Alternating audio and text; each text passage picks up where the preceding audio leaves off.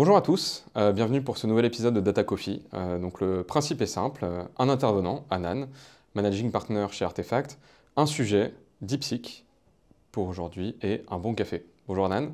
Bonjour, Comment vas-tu? très bien et toi? Très bien. Alors, tu as dû être chamboulé par l'arrivée de DeepSeek, Complètement chamboulé. mais qu'est-ce que c'est exactement? Alors DeepSeek c'est un modèle, donc on en a vu beaucoup là depuis 2 ans. Donc c'est un modèle comme on peut en avoir chez OpenAI, chez Anthropic, chez Google, chez Mistral. Et c'est un modèle donc il y en a plusieurs. On a le modèle de langage, le modèle de raisonnement. Et c'est un modèle qui a fait énormément de bruit dans l'actualité récemment. Mais pourquoi tout ce bruit? Pourquoi ce buzz? Alors pour beaucoup de raisons. La première, c'est que évidemment on suit l'actualité des modèles et notamment aussi en Asie. Et c'est vrai que les pays asiatiques ont énormément travaillé sur ces modèles-là. Donc on les suit depuis un certain temps. Et ce qu'on a constaté récemment, c'est qu'il y a quand même une énorme accélération de leur part sur les sorties. Et là, plus récemment, donc ils avaient sorti autour de Noël, Nouvel An, le modèle qu'on appelle DeepSeek V3, qui est la troisième version de leur modèle de langage, qui était déjà très impressionnant lorsqu'on l'a essayé, qui vraiment rivalisait sur certains aspects avec les plus importants modèles du marché.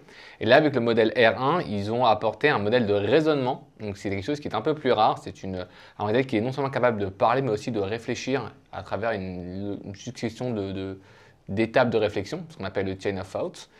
Et là où ça a été impressionnant, c'est que véritablement, le modèle est vraiment performant d'un côté, et de l'autre côté, les chiffres, en tout cas de consommation annoncée, et aussi constatés, et on en parlera après, sont assez intéressants. Ça veut dire que les chiffres annoncés au niveau de l'entraînement, c'est autour de 6 millions de dollars, ce qui est anecdotique quand tu compares à plusieurs centaines de millions, voire le milliard qui a dû être utilisé pour entraîner certains modèles qu'on a notamment aux US ou en Europe.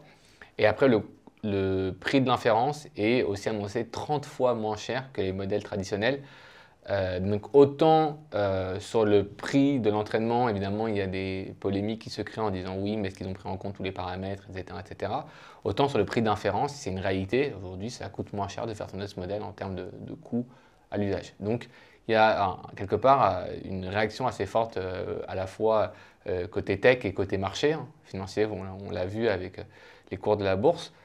Mais qui traduisent aussi quelque part cette évolution du paradigme et cette logique de se dire est-ce que potentiellement on n'a pas été à la course à la puissance sans se poser à la course de l'efficience.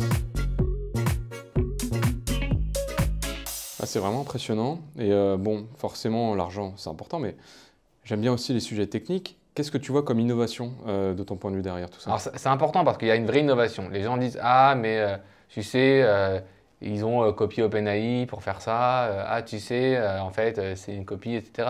Alors je ne rentrerai pas dans le débat de qu'est-ce qui a été utilisé pour entraîner un modèle ou pas. Il faut savoir que utiliser un plus gros modèle pour entraîner un plus petit modèle, c'est des choses qui existent. Parfois c'est peut-être plus discret et parfois c'est peut-être aussi moins politiquement important d'en parler. Là, pour le coup, là, il y a une vraie innovation. C'est notamment sur la phase d'entraînement. Ils ont énormément exploité la logique de ce qu'on appelle le reinforcement learning, donc l'apprentissage par renforcement. Ça veut dire que le modèle itère jusqu'à atteindre son objectif. Et ça a permis notamment, par rapport à des approches traditionnelles plutôt supervisées, d'être beaucoup moins énergivore et beaucoup moins gourmand, entre guillemets, en ressources et en temps d'entraînement. Et là où ça a été vachement intéressant, c'est que du coup, ça a permis de faire deux choses. Ça a permis d'être, un, comme je l'ai dit, plus efficient. Et deux, ça a permis aussi de pouvoir donner au modèle by design, en fait, cette logique de raisonnement. Parce que quand tu fais de l'apprentissage par renforcement, quelque part, tu tâtonnes pour trouver le bon résultat. Et donc, en tâtonnant, quelque part, tu as déjà intégré au modèle cette logique de réflexion. C'est là où c'est vachement intéressant, c'est qu'il y a une double vertu quelque part. Et donc, si tu lis les papiers de recherche de DeepSeek, ils parlent du aha moment, donc le moment où le modèle commence à dire ah, attends, j'ai peut-être fait une bêtise, etc.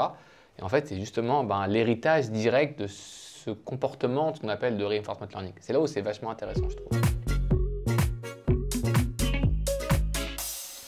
Et tu l'as un peu mentionné, et je vais un peu creuser, mais pour le côté bad buzz, justement, quel est ton avis? Je pense qu'il y a une polémique. Alors, elle a été confirmé par Microsoft, par OpenAI en disant oui, on a vu des traces d'activités bizarres sur les serveurs, comme quoi il y a eu des pics de demandes et de requêtes, etc. etc. Un truc un peu fun fact, et si tu demandes à DeepSeek de certaines questions, parfois il te répond exactement comme OpenAI, donc voilà, ça quand même ça nourrit la polémique. Est-ce que après c'est vrai ou pas? Je ne sais pas. Est-ce qu'on saura? Peut-être, peut-être pas. Par contre, comme je l'ai dit, il y a quand même, c'est pas juste une copie asiatique des modèles américains. Il y a quand même un travail de recherche qui a été fait, un travail très intéressant qui, d'ailleurs, et c'est confirmé, les équipes, comme c'est open source, ben, les différents providers de modèles décortiquent ce papier de recherche pour essayer de tirer aussi, eux aussi, bénéfice de cela. Et quelque part, c'est là où on voit aussi que l'open source n'est pas que à la traîne par rapport au closed source et que quelque part rattrape aussi closed source sur certains aspects. C'est là où c'est très intéressant. Et l'autre polémique qu'on voit beaucoup, c'est que, et celle-là elle est quand même un peu plus concrète, c'est que évidemment c'est un modèle chinois et donc quand tu utilises l'API directe du modèle, tu t'engages à être conscient que les données que tu envoies sont envoyées en Chine. Donc, est-ce que, j'ai pas envie d'entrer dans le débat de est-ce que la Chine est mieux que les US ou les US sont pires que la Chine? Tu as quand même des données qui sont envoyées en dehors de ton périmètre de juridiction, si je peux appeler ça comme ça. Et là où c'est plus problématique, c'est que les US, c'est que les conditions d'usage de ces données ne sont pas très claires encore. Alors, certains te diront, bah, c'est parce que c'est la Chine, alors du coup, évidemment, c'est pas clair. Et d'autres te diront simplement que DeepSeek est une startup qui a été fondée il y a un peu plus d'1 an. Donc c'est aussi une startup qui est très jeune et rappelons-le, lorsque les premiers modèles qui étaient sortis par OpenAI, etc., ont vu le jour, ben aussi les clauses n'étaient pas très claires non plus. Donc moi je leur donne un peu le crédit pour le moment, on verra ce que l'avenir nous dira. Est-ce que c'est une stratégie de siphonnage ou est-ce que c'est simplement des conditions qui ne sont pas encore complètement écrites? Toutefois, comme c'est un modèle qui reste quand même intéressant, il y a des solutions pour pouvoir le tester avec toutes les requirements de sécurité, notamment en prenant le modèle qui est open source et en l'installant sur des serveurs en Europe par exemple. Et c'est des choses qui sont proposées aujourd'hui par les cloud providers qui te proposent notamment de pouvoir aller utiliser le modèle de DeepSeek directement sur leurs infra à eux et donc quelque part ne plus être dépendant de cet aspect sécurité en boîte de données en dehors de ton périmètre de juridiction et donc notamment en Chine. Là aussi, il y a une autre dernière polémique, mais celle-ci, elle est intéressante aussi, mais si tu te demandes par exemple à DeepSeek qu'est-ce que c'est Taïwan, ben, tu vas évidemment avoir un biais qui va te dire ben, Taïwan c'est une province chinoise par exemple. Alors on sait que ce n'est pas quelque chose qui est évidemment partagé en Europe et encore moins aux US, et donc quelque part ça pose la question de à quel point on peut faire confiance à l'output d'un modèle et à quel point il n'y a pas une certaine subjectivité qui est intégrée dans les modèles.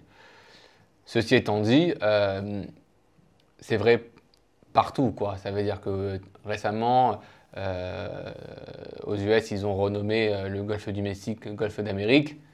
Je ne sais pas si les Chinois sont d'accord avec ça, j'en ai pas d'idée, mais en fait, entre guillemets, je pense que le plus important, c'est de se dire il faut l'utiliser avec toutes les conditions de sécurité. Aujourd'hui, c'est possible. Et évidemment, il faut garder un esprit critique sur ce que le modèle donne comme réponse. Et ça aussi, c'est quelque chose d'assez universel. Ce n'est pas propre qu'au modèle chinois. Merci, c'est très intéressant. Je dirais que la dernière polémique est en fait en contradiction avec la première dans le sens où ça montre bien que ce n'est pas une copie simple d'un modèle américain, mais que DeepSeek a sa personnalité. Donc merci beaucoup Anan, vraiment très intéressant. Merci et à bientôt pour un nouvel épisode de Data Coffee.